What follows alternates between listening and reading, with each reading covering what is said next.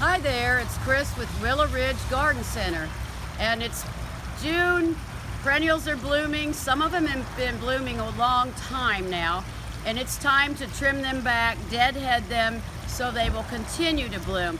So 3 of our favorites that have been showing off since April are some Salvia, some yarrow, and way over there, some Veronica.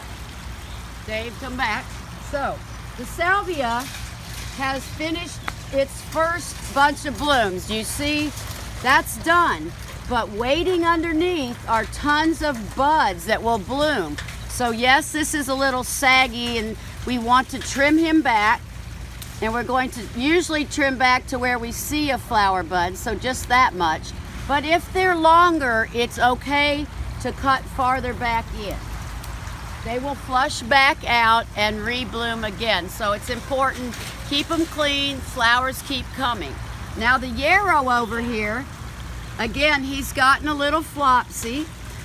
You see the fresh flowers are yellow, but now you see these are beginning to fade. It's sort of flopping around in our pond and we don't want that.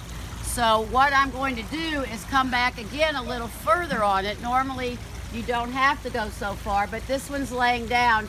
So I'm going to go back in. Do you see it's already trying to bloom again from the side shoot? So cleaning up, there's no magic to this. Follow back as far as you need to. If it's laying down, go further back.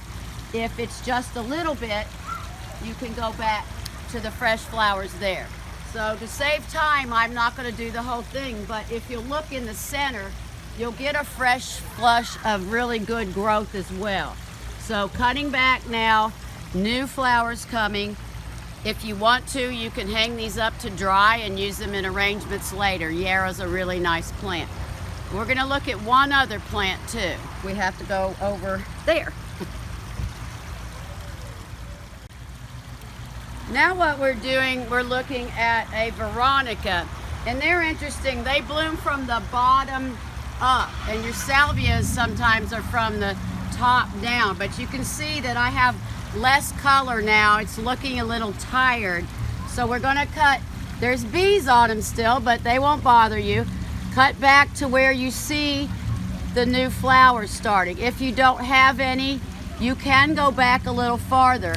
Everywhere there is a leaf node, you'll get a new flower coming. So if it's looking tired, don't be afraid to trim it back. Take off the old and you will have new flowers, and you continue to have bees and pollinators come to your garden this summer.